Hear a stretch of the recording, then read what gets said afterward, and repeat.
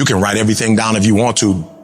Be brave enough to write every one of your goals down. But I'm going to tell you something. Life's going to hit you in your mouth, and you got to do me a huge favor. Your why has to be greater than that knocked out. Are you willing to get your teeth kicked out for your dream? That's why many are called, but few are chosen.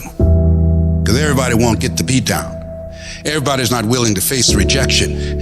Everybody will not talk to 4 people and visualize 5,000. Everybody won't take the controversy. Everybody won't take the heat. Everybody won't hold themselves to a higher standard. As soon as you write your dream down, somebody about to bust you in your mouth. Whatever it is that thing you say you want to do, they coming at you. The reason why you do what you do is more critical than what you do. Because if your reasoning is weak, you're not going to get it done. Why? Because life is going to beat you upside your head. Life will strip you to the core. Once your balls start tripping, you about to start crying. Once life hits you with a punch or two, you ready to quit. Phenomenally skilled is cute, but it is a phenomenal will that says every time I get knocked down, I will get back up and I will succeed. I will not surrender. But if you're weak, you will be broke. And I'm not here because I'm the best. I'm here because they tried to break me and they couldn't.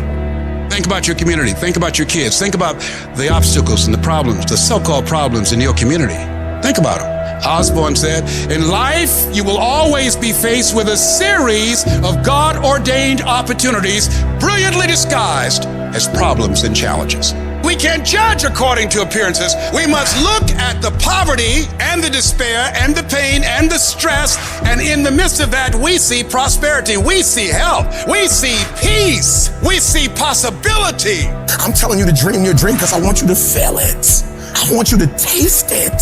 I want you, just like when the weather is changing, you can feel it. I want you to be able to feel when you're getting closer to it and closer to it. If you are still alive, there's still room for growth. There's still room for improvement. You can still get bigger. You can still get better. You can still be bolder.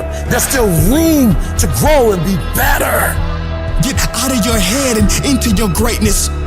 You can't stroll to your goals. You keep being casual, you will end up a casualty. Death is not the greatest tragedy of our time. The greatest tragedy is what dies inside of us while we're still alive. Not trusting your gift is sinful because by God, it was put in you. I don't know what you've been through, but trust your heart.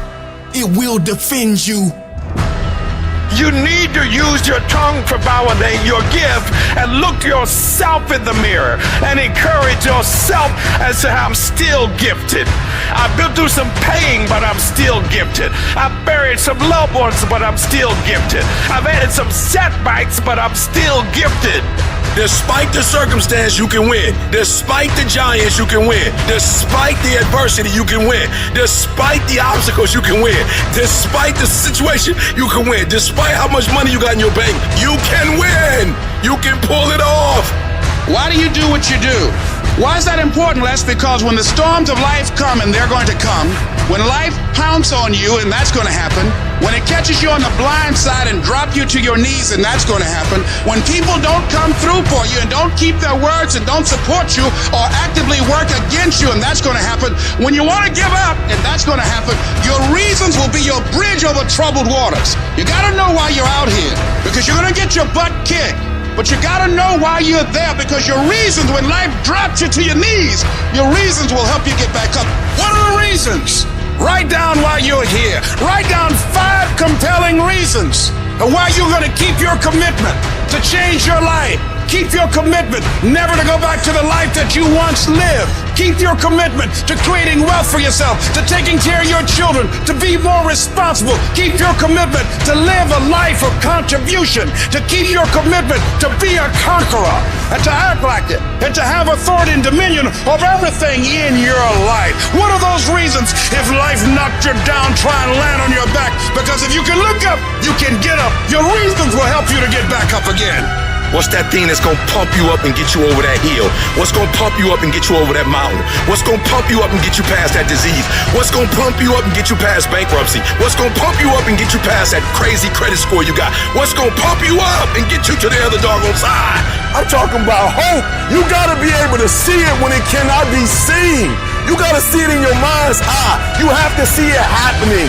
You have to see yourself writing the book before the book is finished. You gotta see it. You have to see yourself graduating even though the teachers are telling you that it's not going to happen. Even though you got the letter saying you're getting kicked out of school, that you're on academic probation, that you're dismissed. Hope, you have to believe in the unseen. Because if you can't believe in it, you will never manifest it. But when you believe in it, you demand the universe to assist you in what you're doing. And if you can see it before everybody else can see it, then it's going to eventually come to you. Download this video and audio by becoming a member at benlionelscott.com. Plus, get early access to all new content and hundreds of exclusive videos.